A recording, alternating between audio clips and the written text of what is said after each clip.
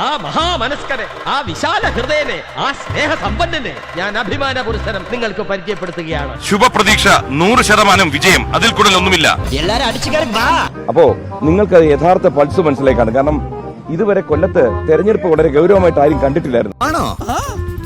ഭയങ്കര. ഒരു 3 മാസം മുമ്പ് വരെ കേരളത്തിൽ 2 സീറ്റിൽ കൂടുതൽ വിജയിക്കില്ല, വിജയപ്രതീക്ഷയില്ല എന്ന് പറഞ്ഞ സ്ഥലത്ത് നിന്ന് ഇന്ന് 2 സീറ്റുകൾ ഒഴിച്ച് ബാക്കി എല്ലാ സ്ഥലങ്ങളിലും ഒരു വിജയപ്രതീക്ഷ വന്നിരിക്കുന്ന ഒരു സമയമാണ്.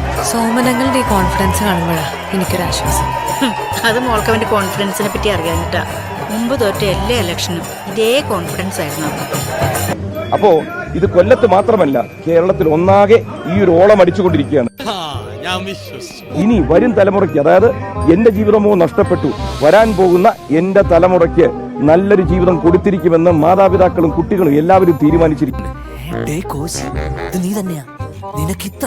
അതുകൊണ്ട് വരാൻ പോകുന്ന ഇലക്ഷനിൽ കൊല്ലത്ത് നിന്ന് ചരിത്ര വിജയം നേടുന്നതാണ് പാർട്ടിയുടെയും എന്റെയും വിശ്വാസം. കൊല്ലത്തെ വോട്ട് നിലവാരത്തെ പറ്റി എനിക്ക് വലുതായിട്ട് അറിയാൻ കഴിയുന്നില്ല. പക്ഷെ അവിടെ ശ്രീ പ്രേമേന്ദ്രൻ, അദ്ദേഹം നല്ല ഭൂരിപക്ഷത്തിൽ ലീഡ് ചെയ്യുകയാണ്.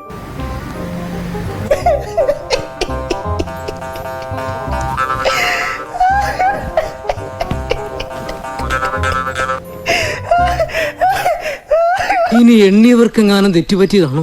എണ്ണിയവർക്ക് തെറ്റുപറ്റിയാലും ജനങ്ങൾക്ക് തെറ്റുപറ്റില്ല. ശുഭപ്രതീക്ഷ 100% വിജയം, അതിൽ കൂടുതൽ ഒന്നുമില്ല.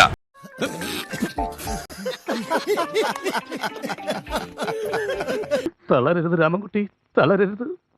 കലാകാരനല്ലാത്തവരെ സമൂഹം അംഗീകരിക്കില്ല.